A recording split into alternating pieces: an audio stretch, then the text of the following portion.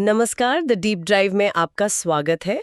आज हमारे पास जो सामग्री है वो किसी थ्रिलर फिल्म की पटकथा जैसी लगती है। हम 2026 के लिए अंक ज्योतिष की भविष्यवाणियों में उतर रहे हैं और हमारा फोकस है मूलांक 8 पर। जी। यानी वो लोग जिनका जन्म किसी भी महीने की 8, 17 या 26 तारीख को हुआ हो। जी। और ये थ्रिलर जैसा इसलिए है क्योंकि एक तरफ तो इन स्रोतों में राजयोग जैसे भारी भरकम और शक्तिशाली शब्द का इस्तेमाल किया गया है और दूसरी तरफ ग्रहों के टकराव की गंभीर चेतावनी भी है। बिल्कुल। तो क्या ये सफलता की कहानी है या फिर संघर्ष की? चलिए आज इसी पहेली को सुलझाते हैं। आपने से पहेली कहकर बिल्कुल सही पकड़ा है, क्योंकि 2026 का पूरा साल मूलांक 8 वालों के लिए इसी संतुलन पर आधारित है। अच्छा। इसे समझने के लिए हमें इसके पीछे का जो अंक गणित है वो समझना होगा। मूलांक 8 का स्वामी ग्रह है शनि, जिसे हम कर्म, न्याय, अनुशासन और धैर्य का ग्रह मानते हैं। सही। अब आते हैं साल 2026 पर। अगर हम इसके अंकों को जोड़ें 2, 0, 2, 6 तो योग आता है 10। और अंक शास्त्र में हम इसे एक अंक में लाते हैं, मतलब 1 + 0 = 1। और अंक 1 का स्वामी है सूर्य। शनि और सूर्य। ज्योतिष में तो ये पिता पुत्र हैं, लेकिन इनके बीच कभी बनी नहीं। मतलब एक तरह का शाश्वत संघर्ष है। हाँ। तो इसका मतलब ये हुआ कि 2026 में मूलांक 8 वाले व्यक्ति के अंदर ही ये दो सबसे बड़ी शक्तियां आपस में टकराएंगी। बिल्कुल, यही इस साल की सबसे बड़ी थीम है। इसे ऐसे सोचिए कि 2026 का पहला नियम है, आपके सबसे बड़े शिक्षक यानी शनि और आपके सबसे बड़े बॉस यानी सूर्य एक ही कमरे में बंद हैं। अच्छा। और वे किसी भी बात पर सहमत नहीं है। आपका काम है दोनों के बीच शांति बनाए रखना और अपना काम भी करते रहना। ये तो बहुत मुश्किल काम है। तो शनि आपसे गहराई, धैर्य और कड़ी मेहनत की मांग करेंगे। वहीं सूर्य चाहेंगे कि आप नेतृत्व करें, चमकें और परिणाम तुरंत दें। अगर कुंदन मनाने जैसा होगा। अच्छा। मतलब दबाव होगा, गर्मी होगी। हाँ, लेकिन अंत में जो निखर कर आएगा उसकी कीमत भी ज्यादा होगी। अगर किसी के अंदर ही ये दो बड़ी ताकतें लगातार खींचतान कर रही हैं, तो उसके स्वभाव और व्यक्तित्व पर इसका असर तो दिखना ही चाहिए। क्या लोग ज्यादा गंभीर या शायद ज्यादा चिड़चिड़े हो जाएंगे? चिड़चिड़े से ज्यादा स्वभाव में एक गहरी गंभीरता और अनुशासन आएगा। श्रुत कहते हैं कि व्यक्ति खुद को पहले से कहीं ज्यादा जिम्मेदार महसूस करेगा। अच्छा। जैसे अचानक उन्हें लगने लगेगा कि चीजों को हल्के में नहीं लिया जा सकता। शनि आपको सोच में गहराई देगा और सूर्य आपको नेतृत्व करने की प्रेरणा। तो इसका एक पॉजिटिव साइड भी है। हाँ बिल्कुल, सकारात्मक पक्ष ये है कि आप अपनी जिम्मेदारियों को बहुत अच्छी तरह से निभाएंगी। समाज में आपकी छवि एक न्यायप्रिय, भरोसेमंद और मेहनती व्यक्ति की बनेगी। लोग आपकी सलाह को महत्व देंगे। लेकिन इसमें चुनौती क्या है? क्योंकि शनि और सूर्य का टकराव सिर्फ सकारात्मक बदलाव तो नहीं ला सकता। चुनौती है, और वो है स्वभाव में बढ़ता हुआ जिद्दीपन और एक तरह का कह सकते हैं अकेलापन। हाँ, जब आप बहुत ज्यादा अनुशासित और केंद्रित हो जाते हैं तो आप अनजाने में दूसरों से थोड़ी दूरी बना लेते हैं। आपको लग सकता है कि बाकी लोग आपकी तरह गंभीर नहीं हैं। और यहीं पर एक बहुत महत्वपूर्ण चेतावनी दी गई है। पिता या ऑफिस में जो आपके बॉस हैं, उनके साथ वैचारिक मतभेद होने की प्रबल संभावना है। अच्छा, ये तो बड़ी बात है। हाँ, क्योंकि सूर्य पिता और अधिकार का प्रतीक है और शनि आपके कर्म का। इन दोनों के बीच टकराव आपके जीवन में इन लोगों के साथ संबंधों में भी दिखेगा। लेकिन क्या ये जिद्दीपन हमेशा नकारात्मक ही होगा? अगर कोई बहुत मुश्किल प्रोजेक्ट पूरा करना हो या किसी लक्ष्य को पाना हो, तब तो ये एक सुपर पावर बन सकता है ना? आपने बहुत अच्छा मुद्दा उठाया। बिल्कुल, यही सिक्के का दूसरा पहलू है। यही जिद्दीपन जब सही दिशा में लगाया जाए तो ये दृढ़ संकल्प बन जाता है। सही। किसी असंभव काम को संभव बनाने के लिए जिस लगन की जरूरत होती है वो इसी ग्रहयोग से मिलेगी। बस सलाह ये है कि इस ऊर्जा का इस्तेमाल समस्याओं को सुलझाने में करें, लोगों से रिश्ते बिगाड़ने में नहीं। मतलब अपनी बात जरूर रखें, लेकिन सम्मान के साथ। हाँ, खासकर अपने सीनियर्स के साथ। बिल्कुल। अगर व्यक्तित्व में इतनी गंभीरता और अनुशासन आ रहा है तो इसका सीधा असर व्यक्ति के काम पर भी पड़ेगा। करियर के लिहाज से ये संघर्ष कैसा दिखेगा? हमारे स्रोत कहते हैं कि ये धीरे मगर पक्के सुधार का वर्ष है। इसका मतलब है कि रातों रात कोई चमत्कार या लॉटरी लगने वाली नहीं है। प्रगति धीमी होगी लेकिन स्थायी होगी। ठोस होगी। अच्छा, जैसे नौकरी पेशा लोगों पर काम का बोझ और जिम्मेदारियां अचानक बढ़ सकती हैं। हो सकता है कि शुरू में लगे कि मेहनत बहुत कर रहे हैं, पर नतीजा तुरंत नहीं दिख रहा। प्रमोशन या वेतन वृद्धि में थोड़ी देरी हो सकती है, लेकिन स्रोत ये भी साफ कहते हैं कि वो होगी जरूर। आपकी मेहनत को नजरअंदाज नहीं किया जाएगा, बस उसे परखा जाएगा। यहाँ कुछ खास क्षेत्रों का भी जिक्र है, जैसे लोहा, तेल, कंस्ट्रक्शन, कानून और राजनीति। इन क्षेत्रों के लोगों के लिए विशेष सफलता की बात क्यों कही गई है? क्योंकि ये सभी क्षेत्र शनि के प्रभाव में आते हैं। शनि का संबंध उन चीजों से है जो धीमी, मेथोडिकल, जमीन से जुड़ी हुई या जमीन के नीचे की होती हैं। जैसे तेल और लोहा। बिल्कुल, कंस्ट्रक्शन में भी सालों लगते हैं। और कानून या राजनीति, ये भी धैर्य और लंबी रणनीति की मांग करते हैं। सही बात है। तो जो लोग इन क्षेत्रों में हैं, वे अपने स्वाभाविक तत्व में होंगे और उन्हें सफलता की नई ऊंचाइयां मिल सकती हैं। व्यापारियों के लिए भी, खासकर जो लोग रियल एस्टेट और मैन्युफैक्चरिंग के काम में हैं, जबरदस्त लाभ के लोग बन रहे हैं। यहाँ एक बहुत दिलचस्प चेतावनी भी है। शॉर्टकट लेने की कोशिश ना करें, शनि देव केवल ईमानदारी का फल देंगे। हाँ, और गैर कानूनी कामों से बचने को भी कहा गया है, वरना सूर्य यानी सरकार से दंड मिल सकता है। मतलब एक तरफ शनि आपका काम देख रहे हैं और दूसरी तरफ सूर्य आपका टैक्स रिटर्न। हाँ आपने इसे बहुत अच्छे से समझा है। ये बिल्कुल वैसा ही है। दोनों तरफ से नजर है। बिल्कुल। शनि आपके कर्म का हिसाब रखते हैं, वो आपके काम में की गई मेहनत को देखते हैं। और सूर्य शासन, कानून और व्यवस्था का प्रतीक है। तो अगर आप ईमानदारी से मेहनत करेंगे तो शनि आपको स्थायी सफलता देंगे।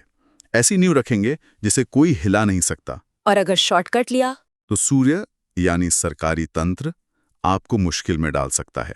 इस साल पारदर्शिता और ईमानदारी ही सबसे बड़ी पूंजी होगी। इतनी मेहनत, इतनी ईमानदारी, दिन के आखिर में सवाल तो यही आता है कि बैंक बैलेंस पर इसका क्या असर पड़ेगा? क्या ये सारी मेहनत पैसों में भी तब्दील होगी? हाँ, बिल्कुल होगी। लेकिन यहाँ भी वही सिद्धांत लागू होता है, पैसा कड़ी मेहनत के बाद ही आएगा।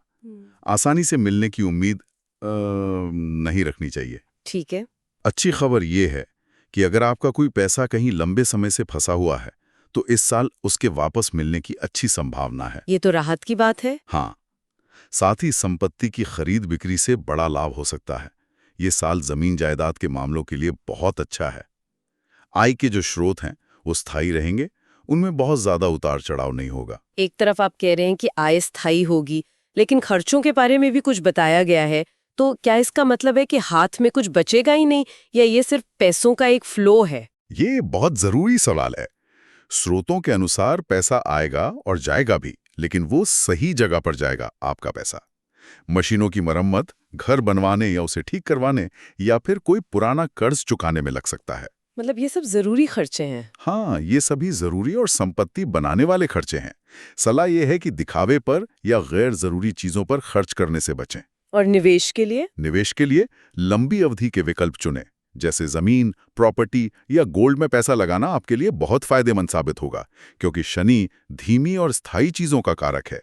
तो हाँ, लिक्विड कैश शायद हाथ में कम रहे, लेकिन आपकी नेटवर्थ बढ़ेगी। जब कोई अपने काम और पैसा बनाने में इतना डूब जाए तो अक्सर घर, परिवार और रिश्ते पीछे छूट जाते हैं। रिश्तों के लिहाज से ये साल कैसा दिख रहा है? क्या यहाँ भी संघर्ष जारी रहेगा? यहाँ संघर्ष से ज्यादा संतुलन की परीक्षा है। काम की व्यस्तता का असर निजी जीवन पर पड़ना स्वाभाविक है। स्रोत बताते हैं कि वैवाहिक जीवन में जीवन साथी के साथ आपके संबंधों में एक गंभीरता रहेगी। आप दोनों मिलकर परिवार के भविष्य के लिए बड़े और ठोस फैसले ले सकते हैं। लेकिन एक चुनौती भी है। बिल्कुल। चुनौती यह है कि काम की व्यस्तता के कारण आप शायद अपने पार्टनर को उतना समय ना दे पाएं जितना जरूरी है, और इससे थोड़ी दूरियां बढ़ सकती हैं। यानी कैंडल लाइट डिनर से ज्यादा जरूरी ये होगा कि घर का लोन कैसे चुकाना है, इस पर बात हो। थोड़ा अनरोमांटिक नहीं लगता? शायद ऊपर से ये अनरोमांटिक लगे, लेकिन मूलांक 8 वालों के लिए इस तरह की व्यावहारिक साझेदारी और सुरक्षा की भावना ही रोमांस का एक रूप है। उनके लिए कमिटमेंट ज्यादा मायने रखता है। अच्छा। जो लोग अविवाहित हैं और किसी रिश्ते में हैं, उनके लिए भी ये साल रोमांस से ज्यादा प्रतिबद्धता का है। रिश्ता और गहरा होगा और आप उसे अगली स्तर पर ले जाने के बारे में सोचेंगे। और जो शादी करना चाहते हैं, उनके लिए साल के दूसरे हिस्से में अच्छे योग बनेंगे। और परिवार के बाकी सदस्यों के साथ संबंध कैसे रहेंगे? पारिवारिक संबंधों में एक खास हिदायत है जो सीधे हमारे सूर्य शनि के टकराव से जुड़ती है। पिता के स्वास्थ्य का विशेष ध्यान रखें और किसी भी कीमत पर उनसे संबंध ना बिगाड़ें। ओहो, ये तो फिर वही बात आ गई। हाँ, सूर्य पिता का कारक है और इस साल ये योग इस रिश्ते को बहुत संवेदनशील बना रहा है। उनसे बहस करने से बचें और उनकी सेहत का ख्याल रखें। काम, पैसा, रिश्ते, इन सब का बोझ और तनाव आखिर में शरीर पर ही आता है। इतनी भागदौड़ में सेहत का क्या हाल रहेगा? स्रोत इस मामले में बहुत स्पष्ट हैं। मूलांक 8 वालों को 2026 में अपनी हड्डियों और नसों का खास ख्याल रखना होगा। हड्डियों और नसों का? जी, शनि शरीर के ढांचे यानी हड्डियों, जोड़ों और नर्वस सिस्टम को नियंत्रित करता है। इसलिए जोड़ों का दर्द, पीठ दर्द या आंखों की कमजोरी जैसी समस्याएं परेशान कर सकती हैं। और सूर्य के प्रभाव से? सूर्य के प्रभाव से सिर दर्द, माइग्रेन या ब्लड प्रेशर बढ़ने की शिकायत हो सकती है। मतलब जो ग्रह थकावट और भारीपन देता है, उसी से बचने का उपाय है कि और ज्यादा एक्टिव रहो। ये तो दिलचस्प विरोधाभास है। बिल्कुल। शनि ग्रह आलस्य को बिल्कुल पसंद नहीं करते। शनि प्रधान लोगों के लिए सक्रिय रहना, चलते फिरते रहना ही सबसे बड़ी औषधि है। अच्छा। अगर आप आलस करेंगे तो स्वास्थ्य समस्याएं और बढ़ेंगी। इसलिए आलस्य से बचना सबसे बड़ी सावधानी है। संतुलित आहार लेना और रोजाना कम से कम 30-40 मिनट पैदल चलना अनिवार्य समझें। इतनी सारी चेतावनियों और चुनौतियों के बाद अब कुछ सकारात्मक बातों पर आते हैं। क्या इस साल की ऊर्जा के साथ तालमेल बिठाने के लिए कोई शुभ रंग या दिन भी बताए गए हैं? हाँ, बिल्कुल। और क्या कुछ ऐसे उपाय हैं जिनसे इस संघर्ष भरे साल को थोड़ा आसान बनाया जा सके? हाँ, सकारात्मक ऊर्जा को बढ़ाने के लिए कुछ शुभ कारक बताए गए हैं। शुभ रंग है नीला, काला और गहरा हरा। ये सब शनि के रंग है? जी, ये आपको स्थिरता और गहराई देंगे। लाल रंग से बचने की सलाह है क्योंकि ये सूर्य का उग्र रंग है और ये टकराव को बढ़ा सकता है। ठीक है। शुभ दिन है शनिवार और शुक्रवार और शुभ अंक रहेंगे 8, 5 और 6। अगर रत्न की बात करें तो नीलम का सुझाव दिया गया है, लेकिन स्रोत साफ कहते हैं कि इसे केवल किसी अनुभवी विशेषज्ञ की सलाह पर ही पहने, क्योंकि ये बहुत शक्तिशाली रत्न है। बहुत शक्तिशाली। और वो उपाय क्या हैं जो इस सूर्य शनि के द्वंद्व को संतुलित करने में मदद कर सकते हैं? कुछ बहुत ही सरल और प्रभावी उपाय दिए गए हैं जो ज्योतिषीय के साथ साथ मनोवैज्ञानिक भी हैं। अच्छा। पहला, हर शनिवार को पीपल के पेड़ के नीचे सरसों के तेल का दीपक जलाएं। पीपल का पेड़ शनि का प्रतीक है और दीपक जलाना अंधकार में प्रकाश लाने जैसा है। दूसरा, रोज हनुमान चालीसा का पाठ करें। इसे शनि के कष्टों को कम करने का रामबाण उपाय माना जाता है क्योंकि ये आपको मानसिक शक्ति और अनुशासन देता है। सही। तीसरा, अपने अधीन काम करने वाले लोगों, मजदूरों या जरूरतमंदों की सहायता करें। शनि सेवा और कर्म का ग्रह है। जब आप निस्वार्थ भाव से सेवा करते हैं तो शनि प्रसन्न होते हैं। और सूर्य के लिए? सूर्य के लिए रोज सुबह तांबे के लोटे से सूर्य को जल दें। इससे सूर्य की सकारात्मक ऊर्जा मिलेगी, आपका आत्मविश्वास बढ़ेगा और अधिकारियों से संबंध सुधरेंगे। और एक पांचवा उपाय भी था शायद। हाँ, और पांचवा जो बहुत दिलचस्प उपाय है वो है शनिवार को छाया दान करना। एक कटोरी में सरसों का तेल लेकर उसमें अपना चेहरा देखें और फिर उस तेल को किसी जरूरतमंद को दान कर दें। अच्छा। ये एक प्रतीकात्मक उपाय है जो अपने अहंकार, अपनी नकारात्मक ऊर्जा को देखकर उसे खुद से दूर करने का प्रतीक है। वाह, ये उपाय सिर्फ ज्योतिषीय नहीं बल्कि काफी मनोवैज्ञानिक भी लगते हैं। बिल्कुल। तो कुल मिलाकर अगर हम इन सभी जानकारियों को एक साथ रखकर देखें तो मूलांक 8 वालों के लिए 2026 वाकई में कर्म का फल मिलने का वर्ष है।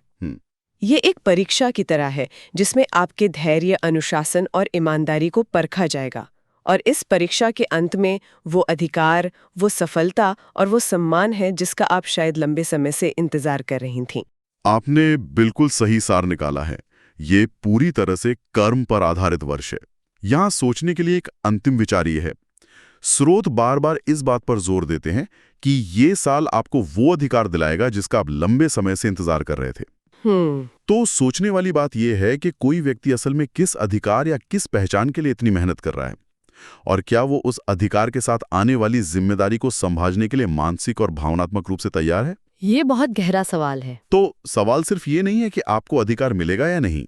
सवाल ये है कि जब वो अधिकार आपके दरवाजे पे दस्तक देगा तो क्या आप उसे सिर्फ एक पद समझेंगी या एक जिम्मेदारी? क्योंकि शनि जब राजयोग देते हैं तो सिंहासन के साथ साथ उसका वजन भी देते हैं।